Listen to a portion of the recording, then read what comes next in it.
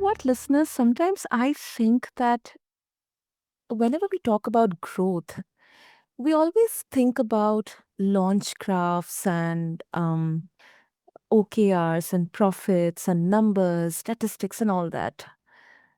Sometimes it also sounds like a single breath after a storm.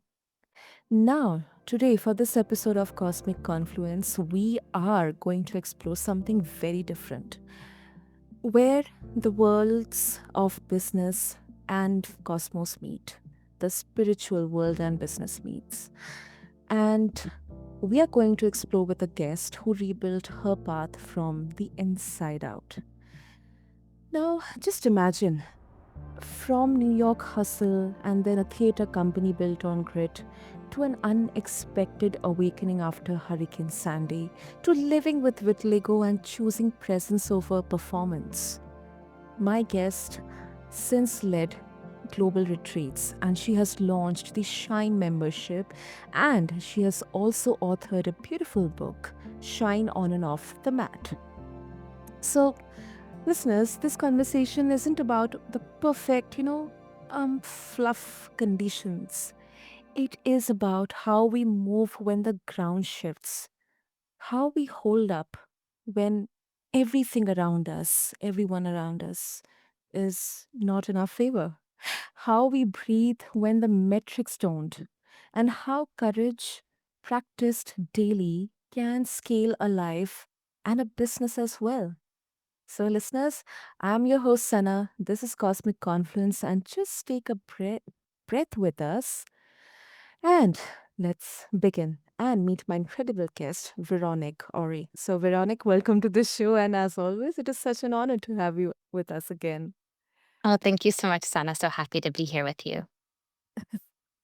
Veronique, very, very interesting journey. A lot of ups and downs. And again, whenever we bring a kind of the spirituality or the softer side into the business, the human side into the business, there is a lot of skepticism around that also. So definitely we're going to uncover that. But I would love to know, Veronic, when your theater company was thriving on momentum, everything was going, well, what concrete signals they told you that growth had turned into grind? Oh, I love this question. So, from the outside, the optics were that my theater company was Mm, thriving.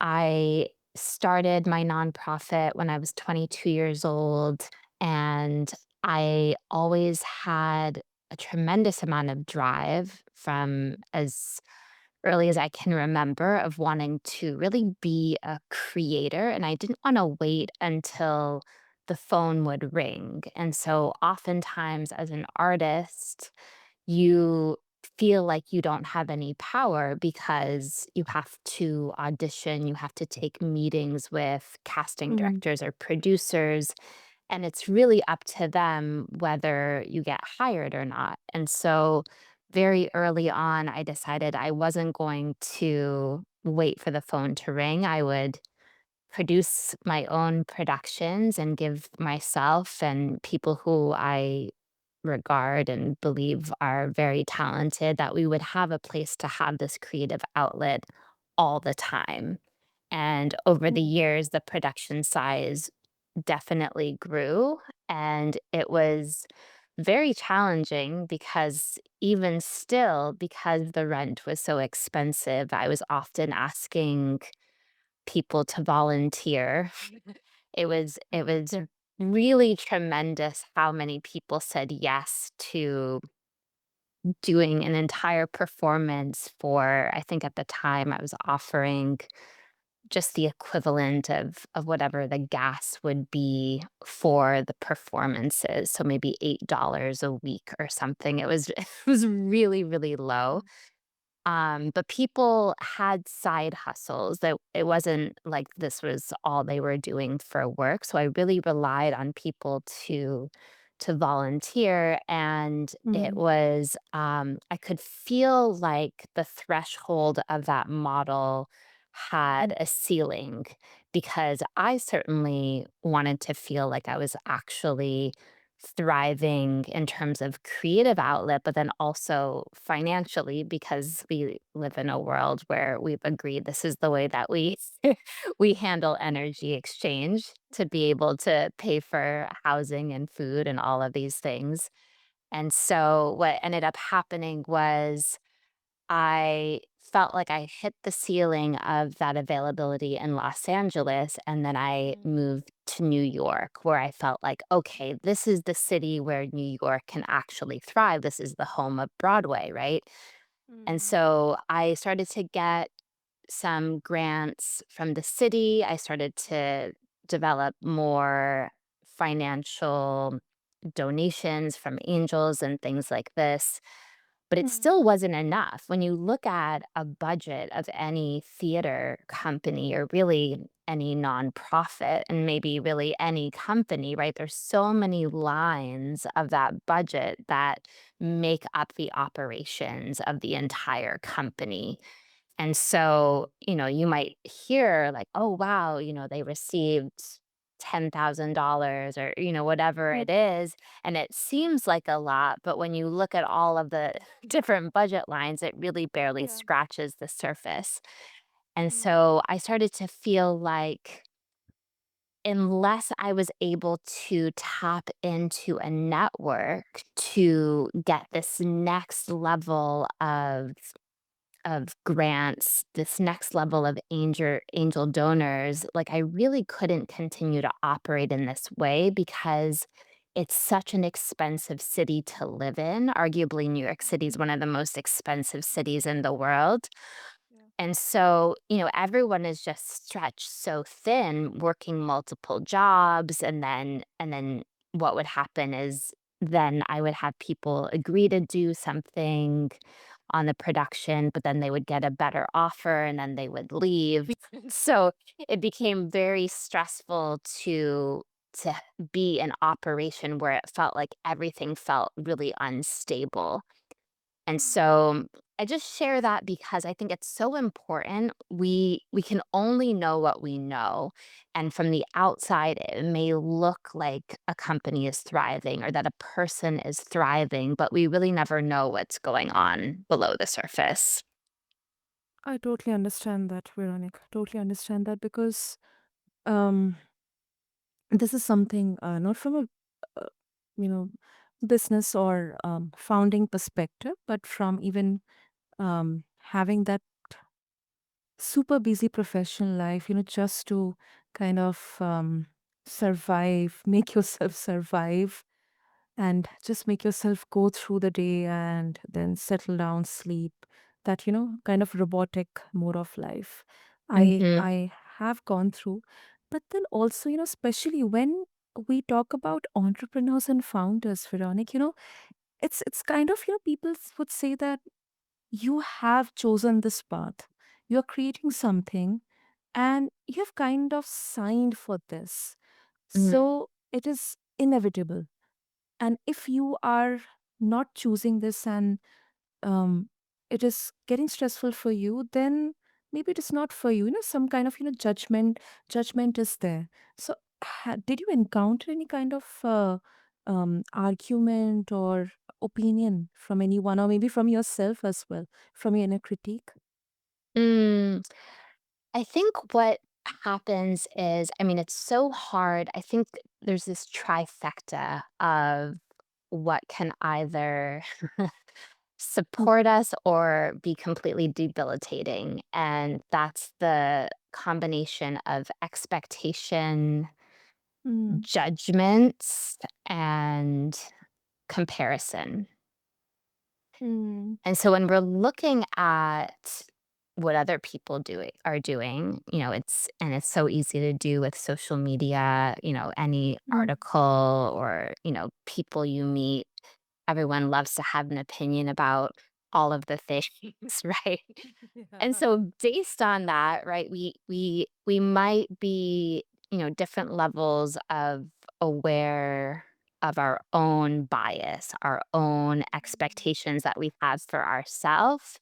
and that we have Mhm. for others, and then how we're measuring up over the years. And so what started to happen for me, and I think this is really common in small business in particular, but I think it applies Mhm. to every size business, is we think, okay, this is the 5-year mark. I expect to be at a certain point. Okay, here's the 10-year mark. I expect to be at a certain point based on similar organizations at this level.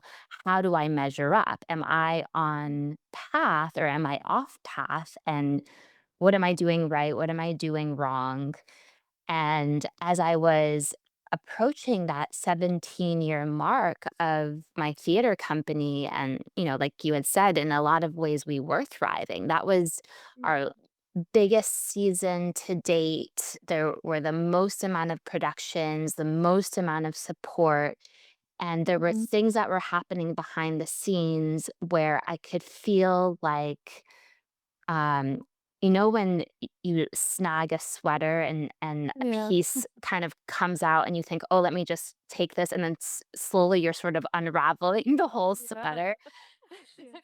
That's what started to happen, where I just started to feel like, "Oh, this is ending." There was someone that was supposed to run my playwright group, and he wasn't able to do it, and then the space that we had for our playwright group and the play readings that we had as a grant, which, to have free space in New York, that was just so tremendous. They were about to have major renovations and we weren't going to be able to use the space. And so Mm. there were things like this where it was like, oh my gosh, like the universe is trying to tell me. Yeah. And really, in retrospect, I look back and, the universe had been trying to tell me for a really long time, but I feel like a lot of people will relate to this. It's like you put in so much time and money into something. It's almost the trap of, going to a gambling table, right? Like you think like, Yeah. oh, surely the luck is going to turn around at some point. Like if I just stick with it, and there has to be a point, whether, you're gambling or you're running a business, where you have to decide, am I going to continue to pour into this from a space of feeling full and creative and feeling like I'm in abundance, or am I continuing to feel depleted?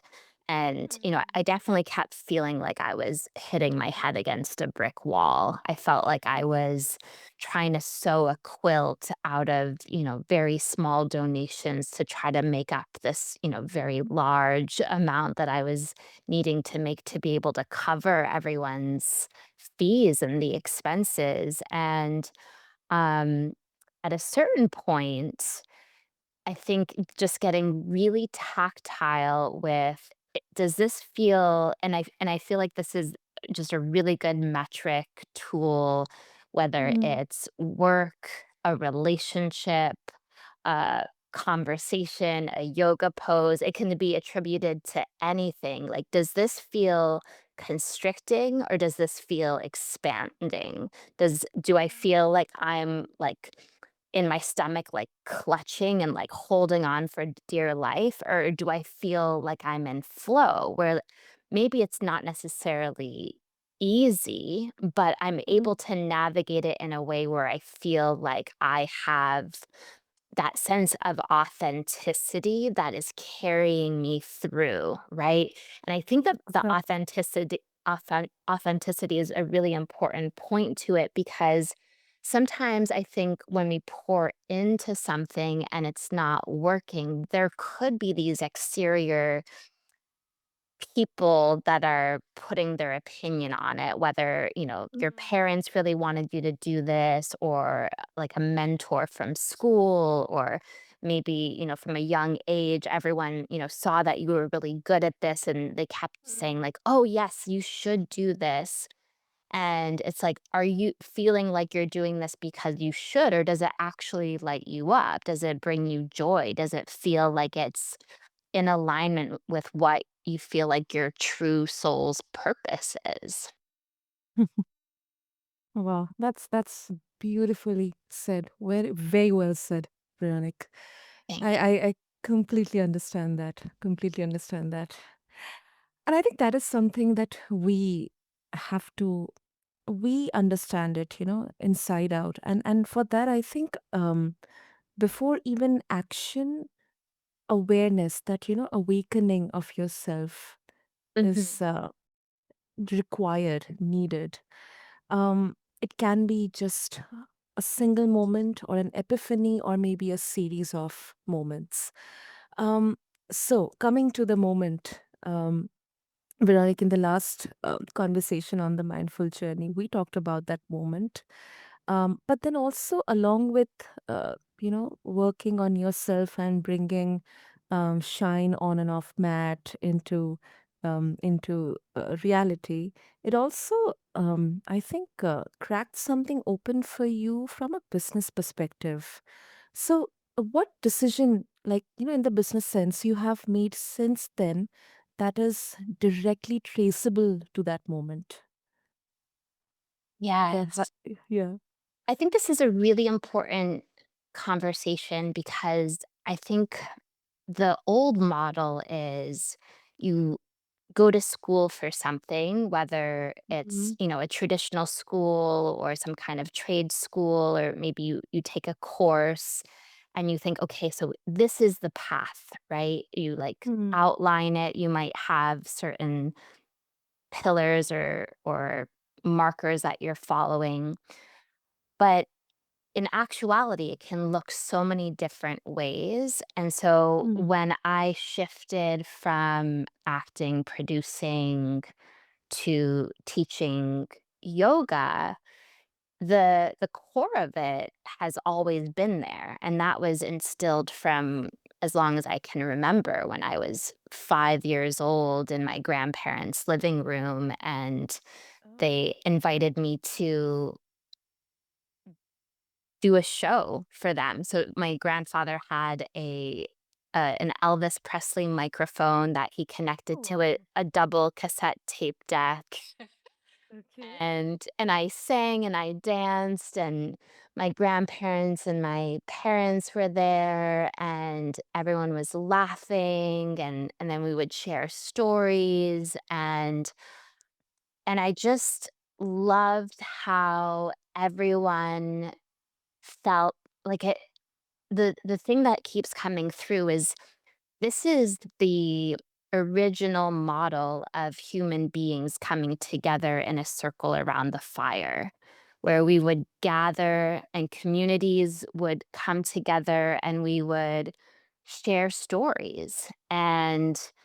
And so that seed, I thought, okay, so the path for that is theater or it's film, like it felt like it's performance. But then as time went on, I felt it's not really about me being on a stage, in fact, because what has always been so important to me is gathering people together for thought provoking experiences, conversations, to be thinking about things differently.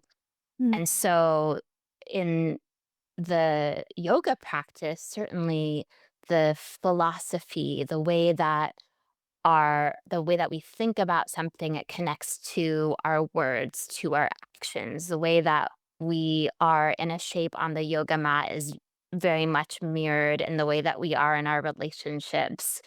And Mhm. so it started to feel like, oh, actually, this is a continuation of where I've been, and this actually is in my authenticity, and it really felt like the universe's nod that I was going in the right direction, because I really felt like I was in this starving artist model for basically, until my late 30s when I started teaching yoga. And then as soon as I shifted, it was like almost like all of that kind of scarcity, it like shed. It was like an old crab shell. Like that wasn't able to exist anymore.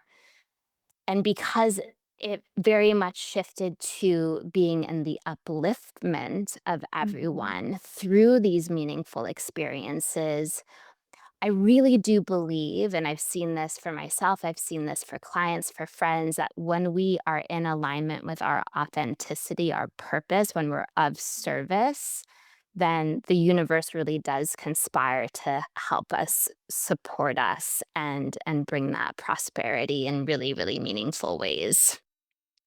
It does. It does, Veronica. I totally agree with you. Um, Even if, somebody would call this, woo-woo and all that stuff, I'll definitely agree with you because I think that feeling of fulfillment and success, uh, instead of getting it validated or acknowledged by someone else or, any kind of awards or rewards, I think when you authentically, like genuinely feel that, to me, that is success. That, this is something that makes me joyful, happy. And when I'm happy from inside, then people around me would also feel that energy. And Yes. I think that's what is needed right now. Mhm. Now moving on, you know, let's also talk about your identity, health, and brand truth. Like with Lego and a lineage shaped by survival, Veronica. How did those realities calibrate your risk tolerance? Like when to rocket forward versus when to, hold back, like stay a little back, like conserve fuel. Mhm. This is such an important conversation because I think there's so much talked about Mm, as intergenerational trauma. mm, And, no matter what our lineage is, our heritage, whatever our grandparents and grandparents come from, mhm, there's a feeling of being a child or a grandchild or, and so on and so forth of survivors to a certain extent, whatever they had to overcome in order for us to be born and in this mm, lifetime. And certainly if there's some kind of, prejudice or discrimination in our past, mm, that has been recorded and scientifically proven that that has a direct effect on our psychology, our physiology, our physicality. There's been links to certain kinds of cancers that are directly related to people of different origin and things like this. And so I think what's so important in this conversation are the things that we wish to hold as truth and what we wish to hold as our own, and then what we're able to really have agency of in our current circumstance to be able to write our reality in a way that feels empowering.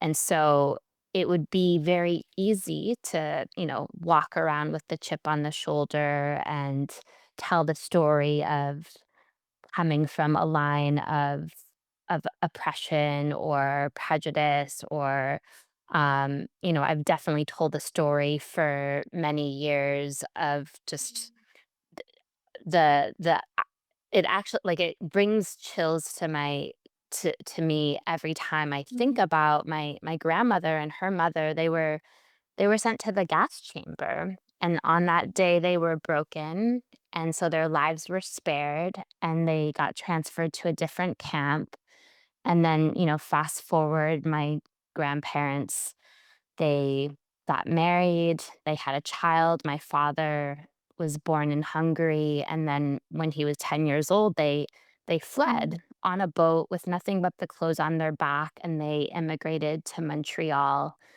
and then somehow my father and my mother met, and you know what I mean? It's like all of these, like, very unusual, it feels very cinematic, but it's true story, and, there, and that's not, unique, not to put my family history down by any means, but I know we all have different very heroic events that have happened in our ancestors' past, in our history, to different degrees of severity. And though we can hold reverence for that, and though we can um, feel a certain longing to have respect for all the sacrifices that they made and the hardship that they had to go through, I Mm. think there's something really important to decide that it's not our burden to bear. Because when we Well, hold that darkness in us, then we are actually causing disease in our body, in our mind, in our spirit, and it can produce a cancer in our body because that kind of energy to like sit with is very, very toxic. And so what's important to really highlight here is the other part of it is that we are here because we are born of survivors. And that is really strong, and that is really powerful, and that is really resilient. And I think mm, it's what actually produces a fire for many of us to start our own businesses and to be of service and to have strong purpose in this world and to really want to turn the light on and say, you know what, like what unites us is so much greater than what divides us, and the atrocities that have happened and that are continuing to happen today, it's not okay.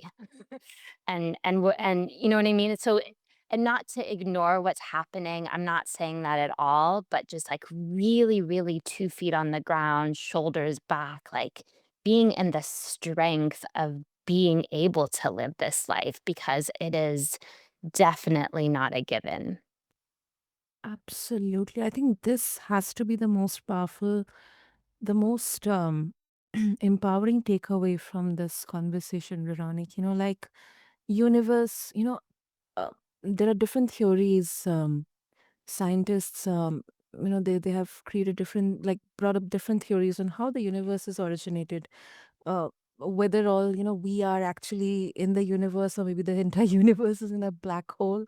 There's so many Mhm. different theories around that, theories around the origins, but then that shouldn't be a pushback to explore more, explore our potential.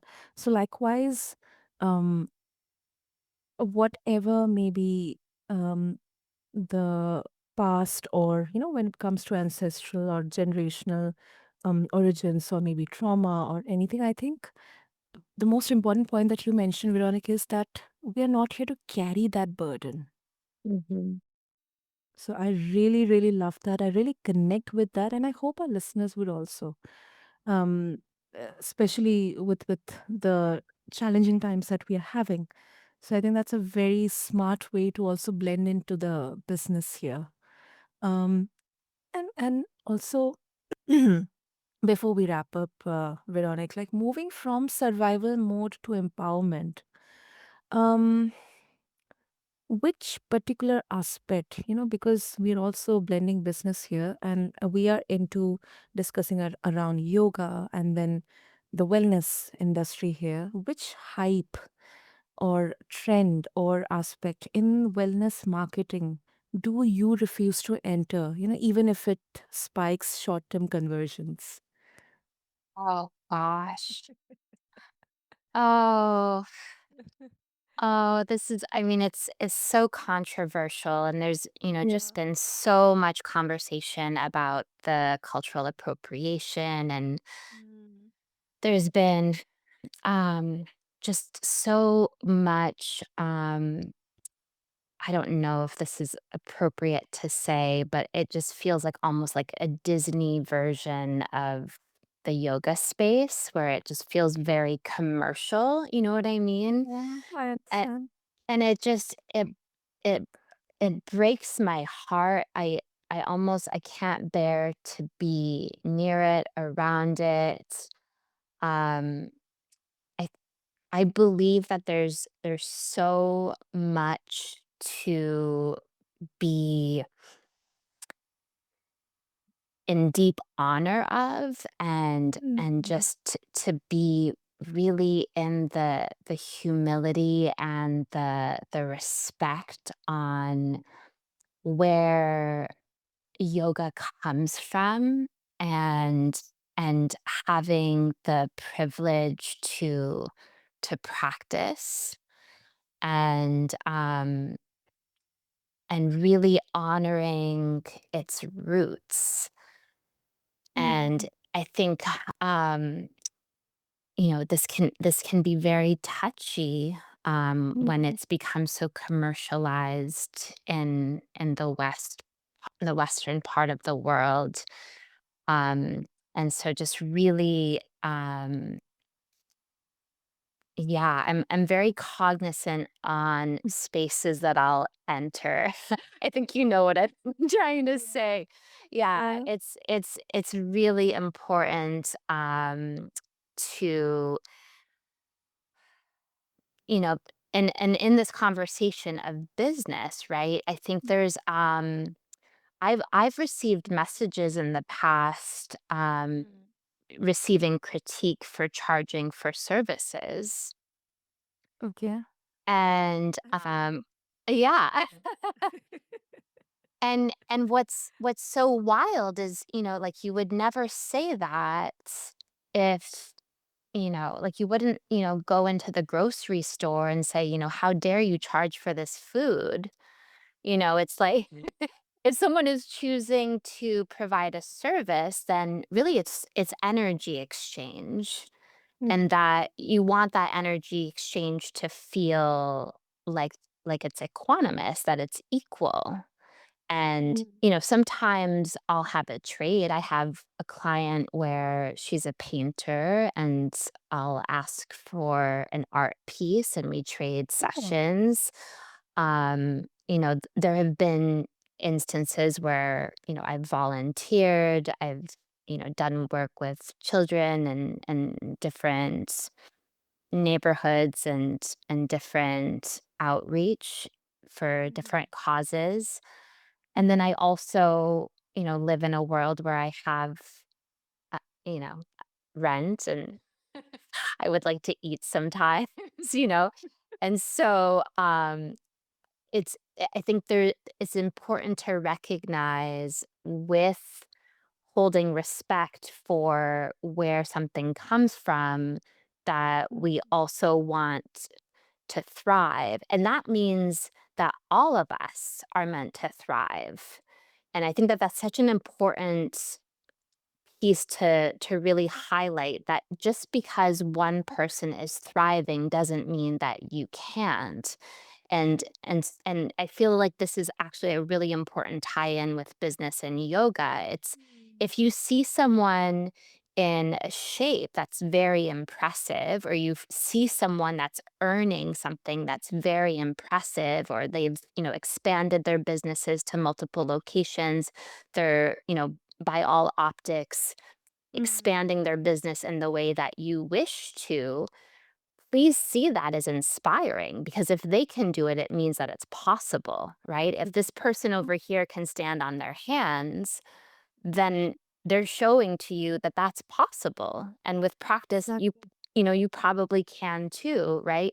And so I think what's so important in this conversation is to really highlight that we're in this as a collective, that we Mm, can grow our businesses and help one another, right? So it's like, I'm going to share this podcast with my following, and I want people to listen to your podcast, just as you're, so kind to have me as a guest, and I hope that your listeners come and join my membership, right? And so that we're all ascending together in a way that resonates for each of us.